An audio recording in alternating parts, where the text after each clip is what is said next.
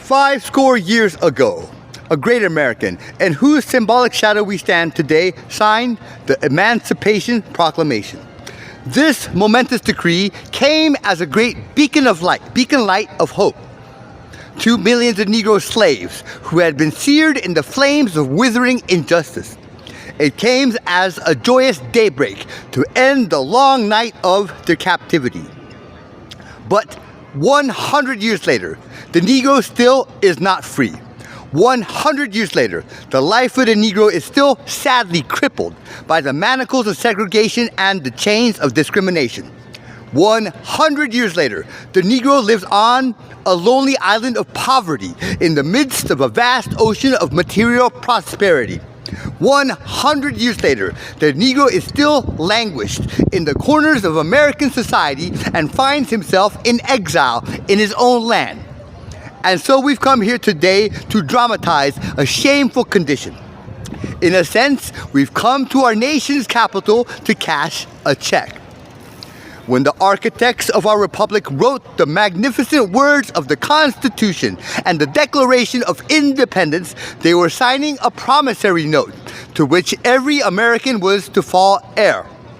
This note was a promise that all men, yes, black men, as well as white men, would be guaranteed the unalienable rights of life, liberty, and the pursuit of happiness.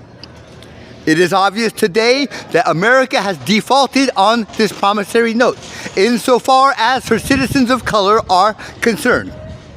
Instead of honoring this sacred obligation, America has given the Negro people a bad check. A check which has come back marked insufficient funds. But we refuse to believe that the Bank of Justice is bankrupt. We refuse to believe that there are insufficient funds in the great vaults of opportunity of this nation. And so we've come to cash this check. A check that will give us, upon demand, the riches of freedom and the security of justice. We have also come to this hallowed spot to remind America of the fierce urgency of now. This is no time to engage in the luxury of cooling off or to take the tranquilizing drug of gradualism.